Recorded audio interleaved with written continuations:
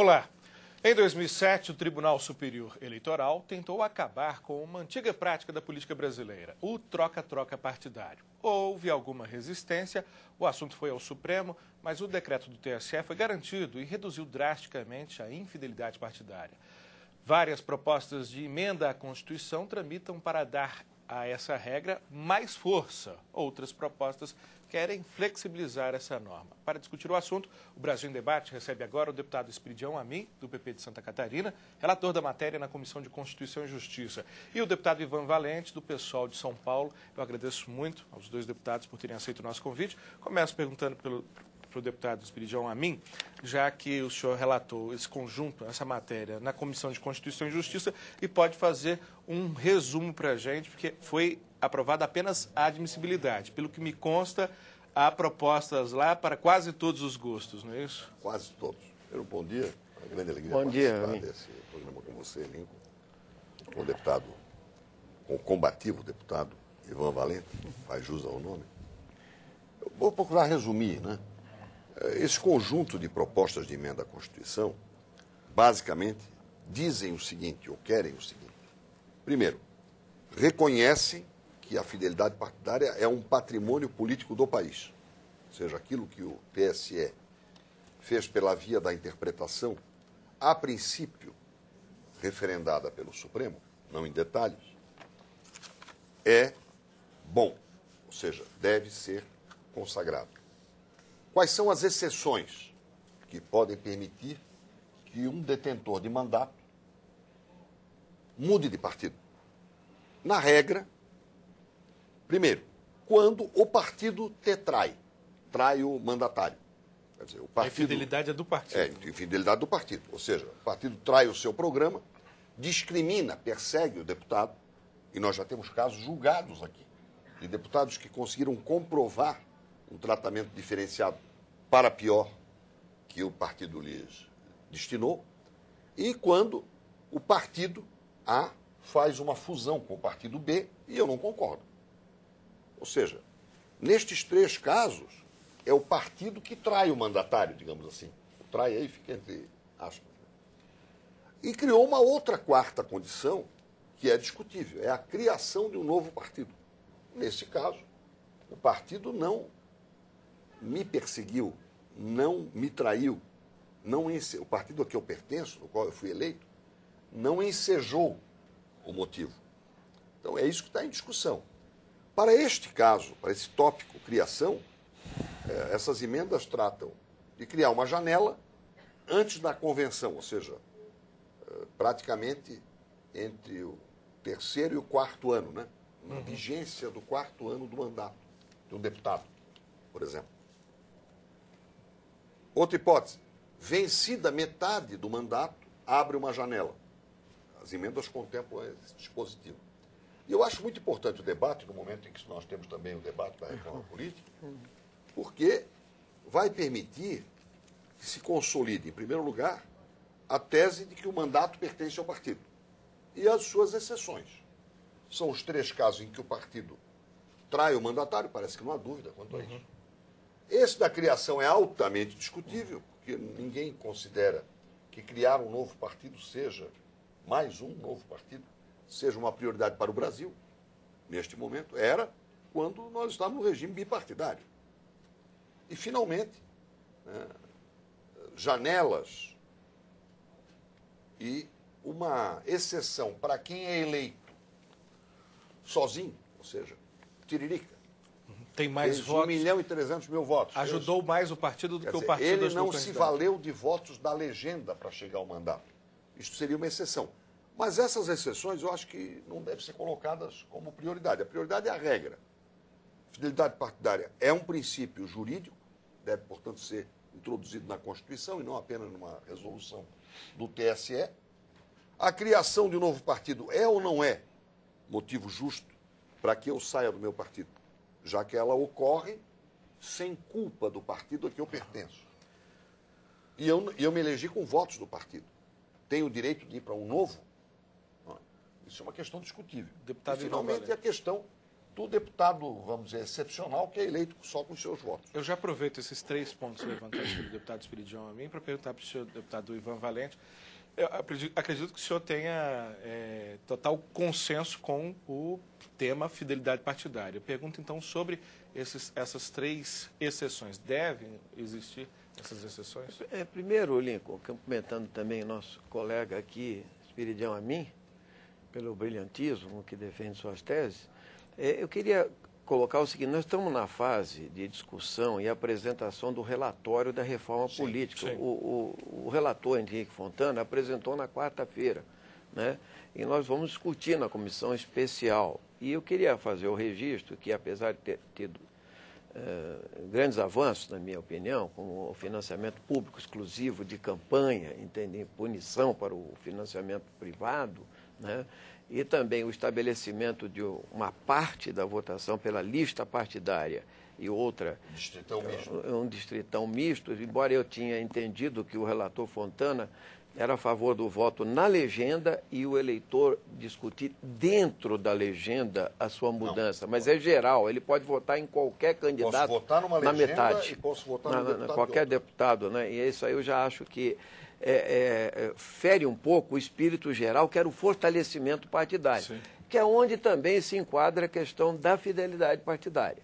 Eu acho que o princípio da fidelidade partidária é uma lógica de respeito ao eleitor e respeito particularmente ao programa e à ideologia que um partido professa.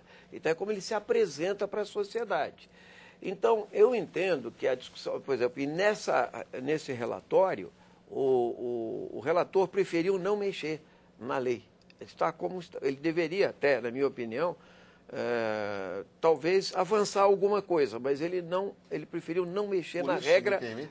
Esse conjunto de emendas é muito útil. Exatamente, mas aí entra a seguinte questão. Eu acho que o princípio da fidelidade partidária, e ela vale para os detentores de mandato, porque a punição é para quem detém mandato, né? E ela deve ser vista da seguinte forma: na minha opinião, o que realmente atestaria uma necessidade de liberar o detentor de mandato. A justa causa é a infidelidade do partido ao seu programa, à sua coerência política, né? Por exemplo, o próprio PSOL, o nosso partido, ele foi fundado em cima desta questão e o próprio Supremo Tribunal Federal deu razão a gente, né?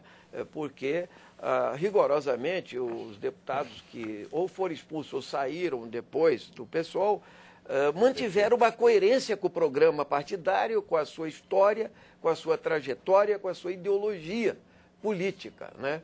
E outros casos também individuais de vários outros partidos se mantiveram. Então, os outros casos, né, podem ser estudados. É o caso de uma fusão partidária acordada, né? Quer dizer, porque às vezes você pode ter um grande conflito com uma fusão que não gera coerência, gera divergência, inclusive, né, partidária. Agora, a criação de um novo partido, na minha opinião, ela pode esperar, entende? A não ser que ele saia de uma conflagração com o partido que era o partido mãe, entende? Ou seja, aquele partido traiu, sim, digamos, seus princípios, seu programa, sua lógica partidária e sua coerência perante o eleitorado. Então, fundar outro partido pode ser esperado, entende? Quer dizer, então, porque, na verdade, aí tem um interesse maior, que é o seguinte: você forma um outro partido porque você rigorosamente já vem com uma série de parlamentares e os parlamentares eleitos determinam o fundo partidário e determinam o tempo de TV, e daí tem muita conveniência.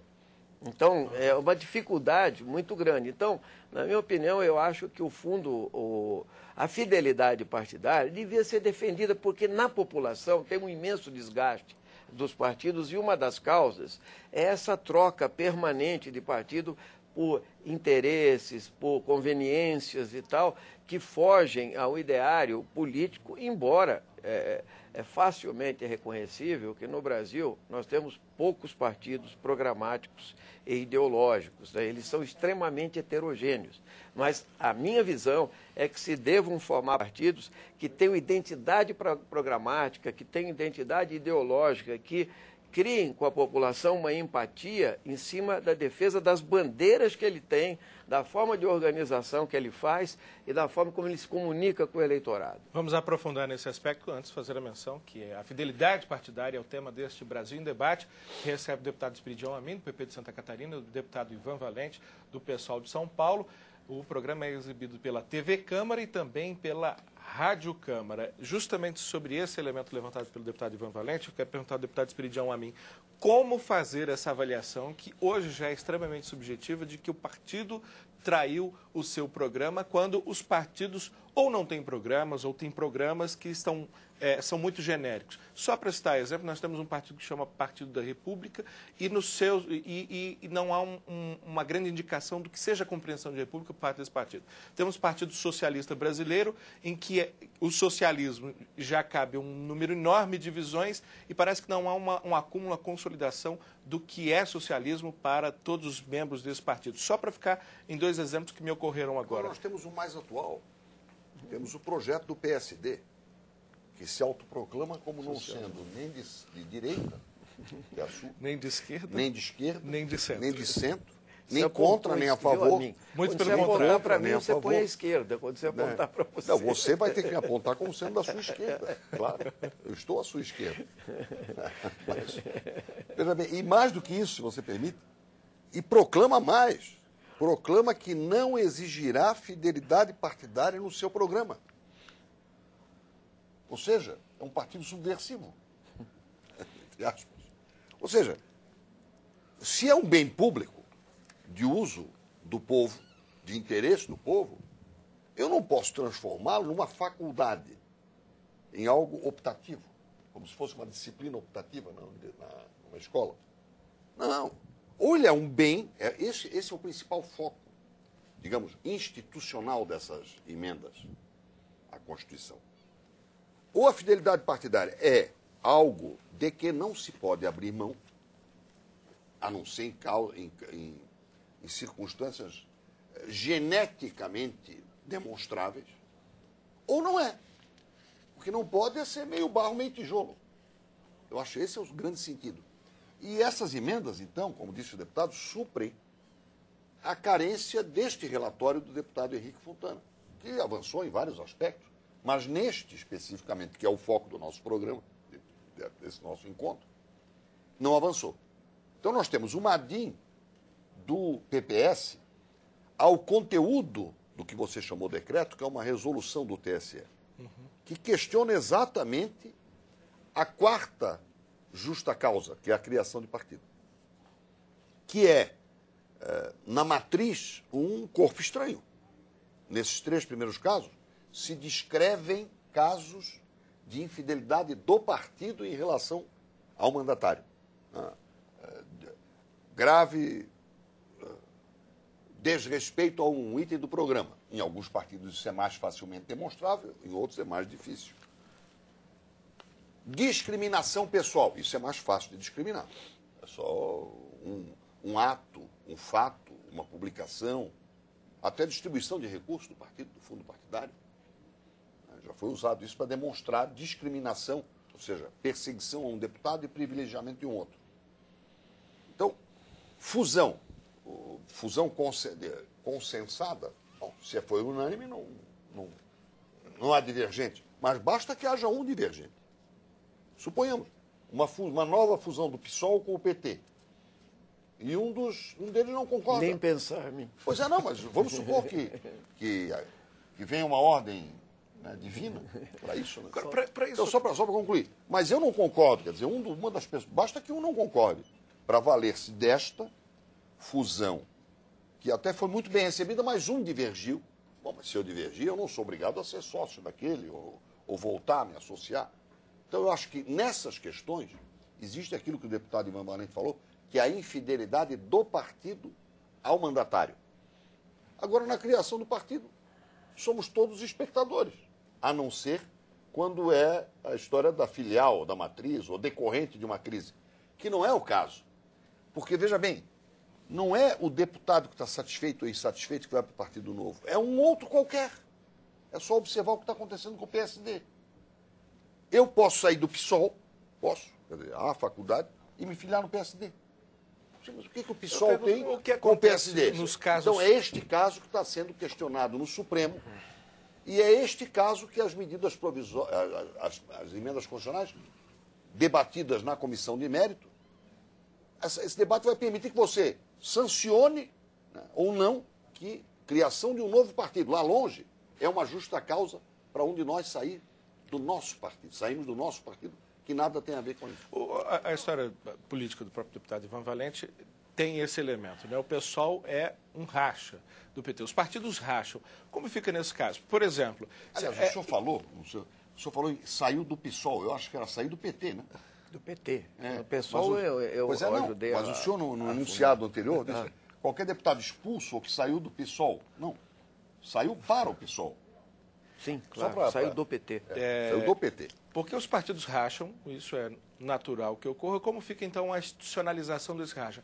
Até porque, eu acho que os senhores vão concordar comigo, não há uma intensa democracia dentro dos partidos, né? Há um controle das cúpulas partidárias e, às vezes, a cúpula não reflete exatamente o que pensa o conjunto da base. Como os partidos têm valido pouco na história do Brasil, salvo exceções, como tem sido fácil se desfazer deles, a democracia interna é um problema muito sério que o deputado Henrique Fontana, inclusive, analisa. Sim. Né? Porque também, se tudo fica na mão do partido e aquilo fica na mão dele, e o partido fica na mão de 3, 4... É que essa questão não vai ser resolvida de um momento para o outro. Mesmo que você tenha, digamos assim, uma direção partidária, né, que seja consciente, que seja democrática, etc., é preciso ter estruturas partidárias democráticas, né? Mas o que predomina hoje é o pragmatismo. Eu usaria esse termo, né? É o pragmatismo. O palanquismo também, né? A formação de palanques influencia muito mais claro, que ideologia. E a chegada ao poder a todo custo, né? Ou a busca de benesses do Estado, entende? Ou de cargos. São interesses nocivos ao interesse nacional, certamente, né? Porque são interesses particularistas, interesses de acesso à máquina do Estado, entende? Então, o problema principal é o seguinte, é que não há identidade.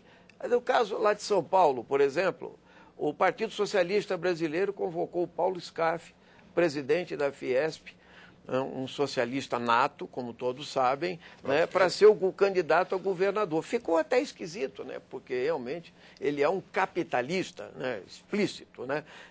Então, é verdade que a definição do socialismo tem uma radicalidade, etc., mas isso causou espanto. Né? Como você tem partidos que vão... Para fazer uma provocação, Engels era empresário. Né?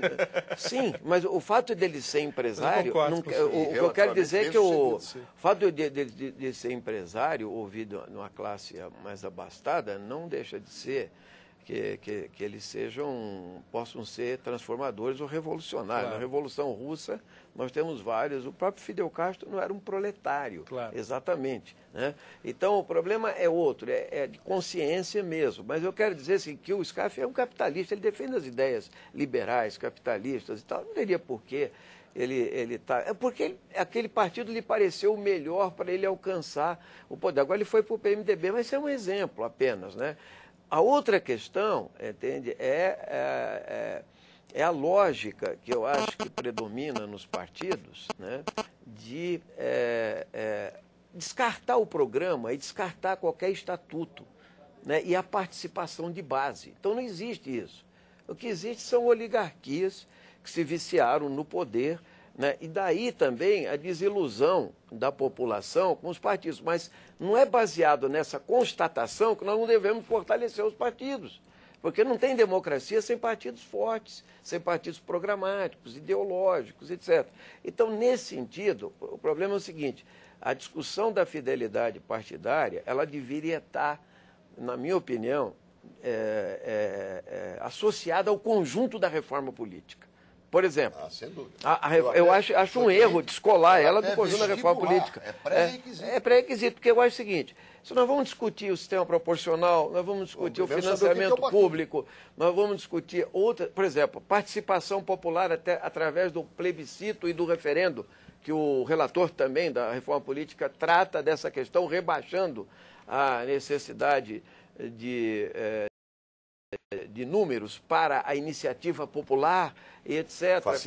Facilitando, né? Quer dizer, nesse sentido positivo, né? Podia ser até menor esse quociente e tal, mas facilitando, indo no caminho da participação popular. Então, a fidelidade partidária é algo que deveria estar condizente, na minha opinião, com financiamento público fortalece os partidos, porque aí você diminui o peso do poder econômico e, particularmente, entende, da possibilidade... a dependência do candidato ao partido. Ao partido, então, e também, na minha opinião, elimina em grande parte, digamos assim, aquilo que alimenta a corrupção, que é o toma lá da cá, que é a reciprocidade. Eu vou chegar... Sobre financiamento. Não, vamos voltar nesse assunto. Só para dizer que não é o nosso tema, mas o sistema proporcional também, a lista partidária, de alguma forma, eliminando a burocratização e criando estruturas democráticas, ela vem para fortalecer o programa e os partidos políticos. Isso precisa ser feito num processo de transição.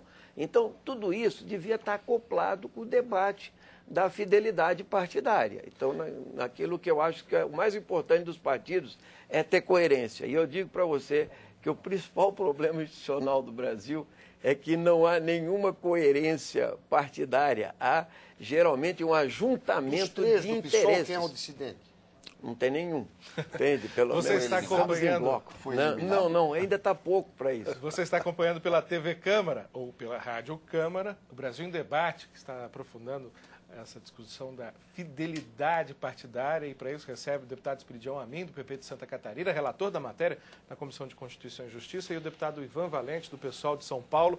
Deputado, apesar de não ser o nosso tema principal, o senhor estava muito interessado em falar sobre fidelidade partidária. E financiamento. Tem a ver. Obviamente, tem a ver, direto. Vamos ser bem claros. Abstrair o aspecto legal. O muito rico, que quer um mandato, vai lá e compra o mandato. É o que se diz. Sim. Por quê? Porque ele é o poder econômico. Ignorar que o poder econômico seja forte na eleição brasileira, eu acho que é um equívoco. Então, o que eu gostaria de dizer? Convenceu a mim de que é o financiamento público. Não precisa me convencer. Eu tenho uma frase para você usar de maneira contundente.